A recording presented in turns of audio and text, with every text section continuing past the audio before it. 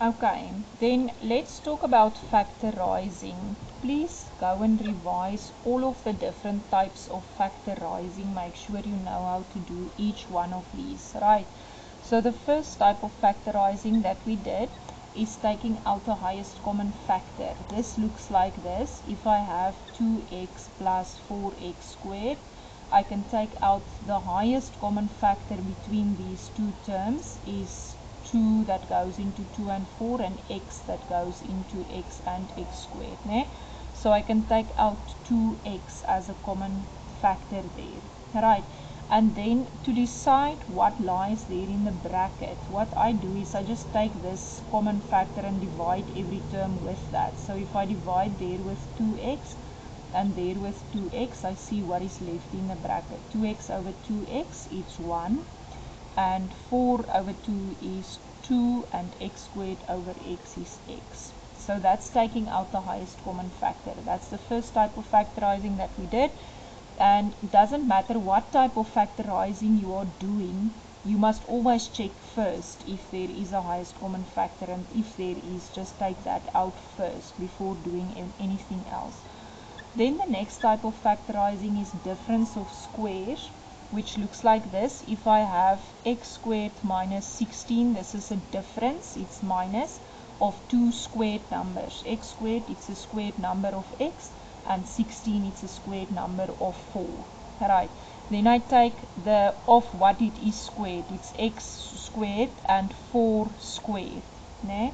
I take the root basically of those two numbers and put them in brackets with a plus and a minus in between. That's difference of squares. The third type of factorizing that we did, it's I'm not sure whether we did trinomials or grouping first, but let's look at grouping. Grouping is typically 4 terms. Like I will have, for instance, x plus 2 plus 3x squared plus 6x, right? Something like that, 4 terms, ne? And then there is a common factor x almost everywhere, but like this one, it's not, that it doesn't have an x. There's a 2 common factor there and there, but not in the other terms, and there's a 3 common factor there and there. So then what I do is I see if I can take out a common factor throughout 2 terms and 2 terms. There is no common factor, but there is a common factor. So x plus 2, there's no common factor. I'm just going to leave it like that, maybe just put brackets around. But here is a common factor, 3x. Ne? There's a 3 in the 2 times 3, and there's a x. There's 2 x's, but there's a x there and there. There's 2 x's there and just 1 here. So at most, there is 1 x at both terms. Ne? So 3x, take that out, same as what we did with highest common factor. Then I divide this term with 3x, and what is left is x. I divide this term with 3x, and what is left is 2. Right. And then usually these two brackets will be the same. Right. Then I take that out as a common factor. So the x plus 2 I take out as a common factor, divide with that bracket, it's going to be 1. Divide with that bracket will cancel, leaving me the 3x, and that is grouping. Okay. Then next we have the trinomials. Ne? So we did 2 types of trinomials. The one is, this is just a very brief overview. Ne?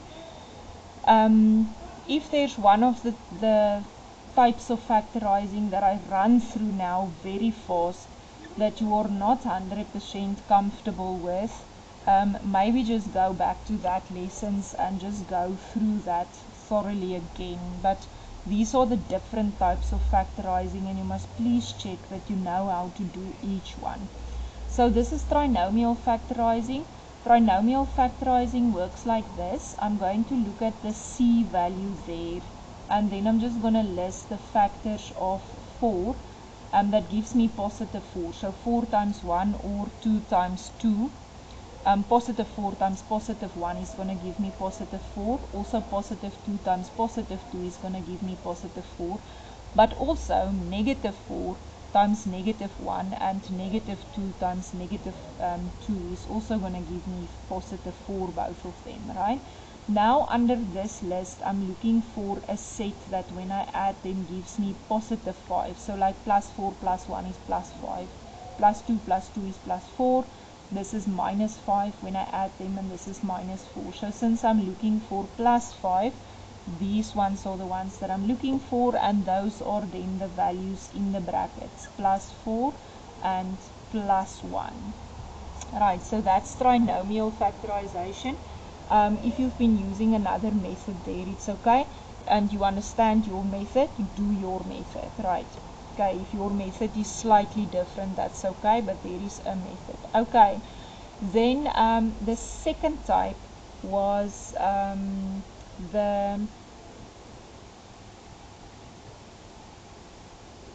the advanced trinomials, né? Which is like there's a value there in front of the x squared term, né? And when you look at the, it's not necessary for the 0 there when I'm busy just factorizing, that's for equations. So when there's a value there in front, and when you look at the terms, that value, it's not possible to take it out as a common factor. Although it goes in 12, it doesn't go into 5, né?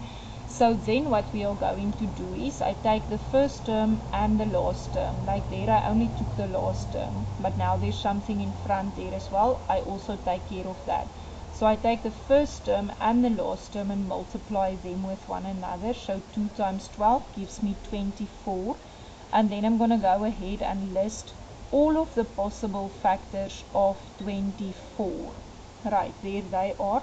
And now I'm looking for which one of these will give me the middle one again, minus 5. Ne?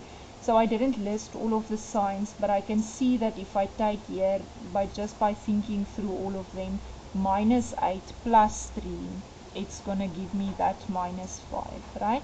And then what I do here is I'm going to basically split this minus 5x into minus 8x plus 3x. Right, because minus 8x plus 3x is equal to minus 5x.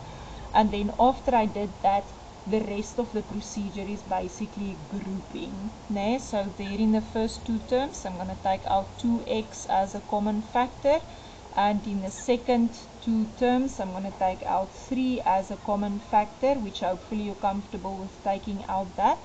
And then the bracket is the same, so I also take that out as a common factor, grouping. And that's the advanced trinomial, right? And then the last type of factorization that we did was the sum and difference of cubes, right? Which is like x cubed plus 27. So this is the sum of two cubed numbers. This is x cubed and this is 3 cubed. You can also have the same one with the minus there, and then it's difference of cubes. And what I do here is, this is what cubed, it's x cubed, and this is 3 cubed, so 3, né?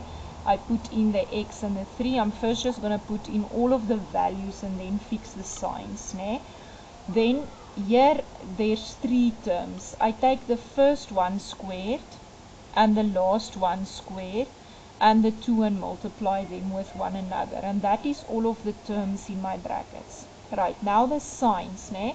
If this is a plus, that's also a plus. If that's a minus, that's a minus. These ones, they have the same signs, né? Then whatever you write here, the opposite sign goes there. So this is a plus, then that's a minus. If that's a minus, this is a plus. And then the last one, it's always plus. Doesn't matter what you did there, this one is always plus. And that is sum and difference of cubes.